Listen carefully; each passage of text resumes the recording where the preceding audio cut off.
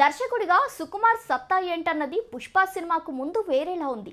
ఎప్పుడైతే పుష్ప 1 రిలీజ్ అయిందో pan India లెవెల్లో డైరెక్టర్గా సుకుమార్ రేంజ్ ఏంటన్నది ప్రూవ్ అయింది. అల్లు అర్జున్తో పుష్ప ది రైస్ సినిమాతో సుకుమార్ క్రియేటివ్ టాలెంట్ బీటౌన్ ఆడియన్స్కి బాగా ఎక్కేసింది. ఈ సినిమా నేషనల్ వైడ్గా బ్లాక్ బస్టర్ హిట్ అందుకుంది.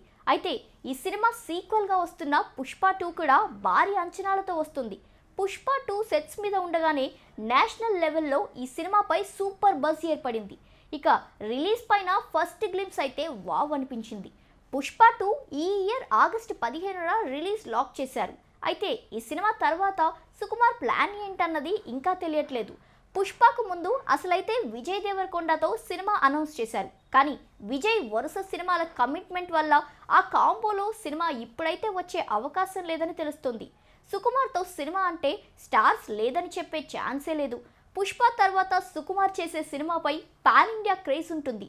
సో ఏ హీరోకి కథ చెప్పినా కాదనే అవకాశం మాత్రం లేదు. అయితే స్టార్స్ అంతా కూడా వారి వారి సినిమాలతో బిజీగా ఉన్నారు. మహేష్, ప్రభాస్ లాంటి హీరోలైతే మరో 3-4 ఏళ్ల దాకా దొరకడం కష్టమే. అల్లు అర్జున్ కూడా 3 సినిమాలు వరుసగా లైన్లో పెట్టేశాడు. ఎన్టీఆర్ కూడా దేవర, వార్ 2, ప్రశాంత్ నీల్ సినిమా అంటూ చాలా క్యూ ఉంది. ఇక ఎటొచ్చి రామ్ చరణ్ మాత్రమే గేమ్ చేంజర్ తర్వాత బుచ్చిబాబు సినిమా ఒక్కటే ఓకే చేశాడు. పుష్ప తర్వాత రామ్ చరణ్ మాత్రమే సుకుమార్తో సినిమా చేసే అవకాశాలు కనిపిస్తుంది.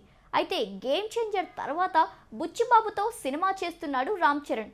సో చరణ్తో సినిమా చేయాలంటే మాత్రం ఆ సినిమా అయ్యేదాకా వెయిట్ చేయక తప్పదు. ఒకవేళ అలా కాదంటే పవన్ కళ్యాణ్తో సినిమా చేయాల్సి ఉంటుంది. పవన్ కూడా ఓజీ, ఉస్తాద్ భగత్ సింగ్, హరిహర వీరమల్లు సినిమాలు చేస్తున్నాడు. అవి పూర్తయితే కానీ కొత్త సినిమా చేసే అవకాశాలు కనబడడం లేదు. మొత్తానికి పుష్ప 2 తర్వాత సుకుమార్ తనకు అవసరం లేకపోయినా 1 ఇయర్ ఫుల్ రెస్ట్ తీసుకోవచ్చని చెప్పొచ్చు.